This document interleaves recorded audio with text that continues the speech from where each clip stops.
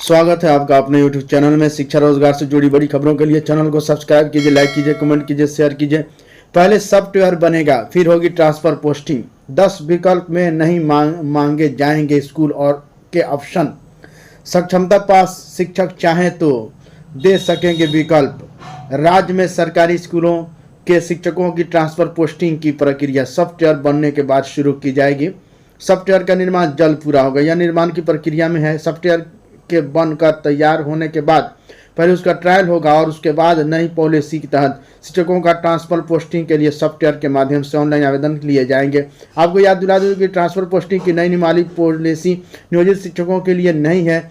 नियोजित शिक्षकों को छोड़कर शेष सभी कोटि के शिक्षक नई पॉलिसी के दायरे में हैं। इसमें पुराने वेतनमान वाले शिक्षक बिहार लोक सेवा आयोग की लिखित परीक्षा के आधार पर नियुक्त विद्यालय अध्यापक एवं सक्षमता परीक्षा पास शिक्षक शामिल है। हालांकि शिक्षा मंत्री सुनील कुमार ने पहले ही स्पष्ट कर चुके हैं कि बिहार लोक सेवा आयोग की पहली एवं दूसरी विद्यालय अध्यापक परीक्षा से नियुक्त विद्यालय अध्यापक चाहे तो तबादले के लिए आवेदन दे, न चाहे तो न दे। नई पॉलिसी के तहत ही पहली सक्षमता परीक्षा पास 1,87,000 शिक्षकों की पोस्टिंग भी विशिष्ट शिक्षक के पद पर होनी है। ऐसे शिक्षक के पद है ना, ऐसे शिक्षकों से सक्षमता परीक्षा के समय 3 जिलों के ऑप्शन लिए गए थे। उसी आधार पर उन्हें रिजल्ट के साथ जिले भी आवंटित किए गए हैं। लेकिन वैसे शिक्षक जो आवंटित जिले से संतुष्ट नहीं है वे भी ऑप्शन दे सकेंगे।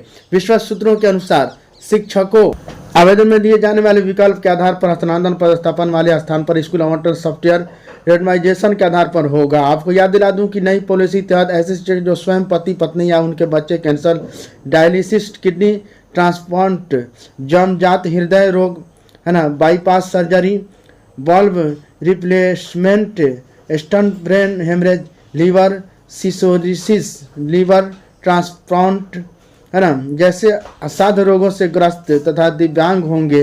विकल्प पंचायत, नगर निकाय, प्रखंड, अनुमंडल, जिले में उनकी ऐच्छिक पोस्टिंग होगी। विधवा परित्यक्ता एवं महिला शिक्षकों का भी उनके विकल्प वाले नगर निकाय, नगर, प्रखंड, अनुमंडल जैसे जिले में ऐच्छिक स्थानांतरण होगा। हालांकि यह ऐच्छिक पदस्थापन स्वयं के गृह पंचायत नगर निकाय, पति पत्नी के गृह पंचायत नगर निकाय तथा वर्तमान पदस्थापन के पंचायत नगर निकाय में नहीं होगा। राष्ट्रीय शिक्षक पात्रता परीक्षा को 22 तक आवेदन। नेशनल टेस्टिंग एजेंसी NTA ने राष्ट्रीय शिक्षक पात्रता परीक्षा NTET 2024 के लिए आवेदन करने की तिथि बढ़ा दी है। जो भी अभ्यर्थी इस परीक्षा में शामिल होना चाहते हैं वे वेबसाइट exam.nta.ac.in पर जाकर 22 अक्टूबर तक आवेदन जमा कर सकते हैं। इससे पहले NTET 2024 के लिए आवेदन करने की अंतिम तिथि 14 अक्टूबर थी। परीक्षा की तिथि जल्द ही घोषित की जाएगी। प्राथमिक स्तर पर शिक्षण के लिए अभ्यर्थियों के न्यूनतम 50% अंकों के साथ 12वीं कक्षा उत्तीर्ण होना चाहिए। साथ ही DLED या BEd होना चाहिए। समान श्रेणी के आवेदकों को 4,000 रुपये का शुल्क देना होगा, जबकि समान EWS और OBC NCL के उम्मीदवारों को 3,500 रुपये आवेदन शुल्क देना होगा। SC ST EWS और थर्ड जेंडर के लिए शुल्क 3,000 रुपये है। केंद्रीय कर्मचारियों को दिवाली गिफ्ट 3% बढ़ेगा DA। और जैसे ही केंद्र सरकार बढ़ाएगी वैसे ही जो है सभी राज्य लागू करेंगी। DA बढ़ाने में 1.4 करोड़ केंद्रीय कर्मचारियों पेंशनरों को लाभ। 1 जुलाई 2024 से ही फैसला लागू होगा।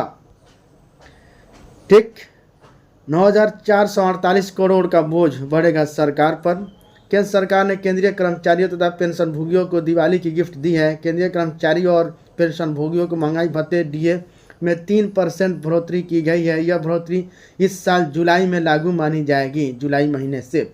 इसका फ़ायदा यह होगा कि दिवाली से ठीक पहले अक्टूबर के वेतन के साथ उन्हें 3 महीने का DA एरियर के रूप में मिल जाएगा। सरकार के इस फैसले से 49.18 लाख केंद्रीय कर्मचारी और 64.8 लाख पेंशनरों को भी लाभ मिलेगा। कैबिनेट के फैसले की जानकारी केंद्रीय मंत्री अश्विनी वैष्णव ने दी।